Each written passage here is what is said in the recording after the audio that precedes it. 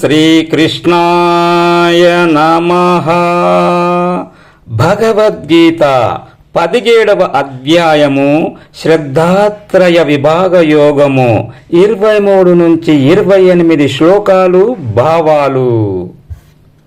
ఓం తస్సదితి నిర్దేశో బ్రహ్మణాస్త్రివిధః స్మృతః బ్రాహ్మణాస్తేన వేదాచ్చ యజ్ఞాచ్చ విహితాః పురా.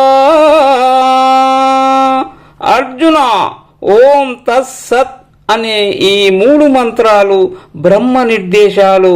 పూర్వము వీటితోనే బ్రహ్మ బ్రాహ్మణులను, వేదాలను, యజ్ఞాలను సృష్టించాడు.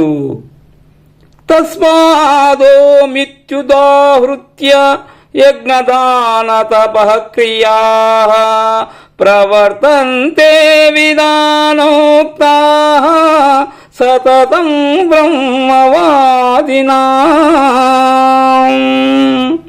అర్జున, బ్రహ్మవేత్తలు శాస్త్రోక్తములైన యజ్ఞదాన తపస్సులను ఓమును ఉచ్చరిస్తూనే ఆచరిస్తారు. తదిత్యనభిసందాయ ఫలం యజ్ఞతపః క్రియాః దానక్రియాశ్చ వివిధాః క్రియంతే మోక్షకాంక్షిభిః. అర్జున, కోరికలకు దూరమైన ముముక్షువులు తత్ అనే పదాన్ని ఉచ్చరిస్తూ కర్మఫలాన్ని ఆశించకుండా వివిధములైన యజ్ఞదాన తపక్రియలను ఆచరిస్తారు.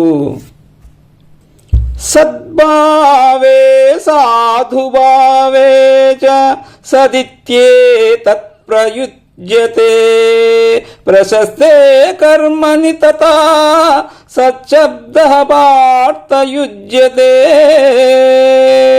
అర్జున, సద్భావమునందు సాధుభావమునందు సత్ అనే పదము ప్రయోగింపబడుతుంది. అలాగే ఉత్తమమైన కర్మలలో కూడా ప్రయోగింపబడుతుంది. యజ్ఞే తపసి దానే చ స్థితిః సదతి చోచ్యతే కర్మ చైవ తదత్తీయం సదిత్యేవాభిధీయతే.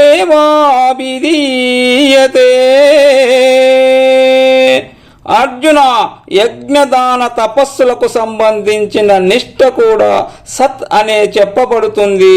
బ్రహ్మ సంబంధమైన కర్మలు కూడా సత్ అనే చెప్పబడుతాయి.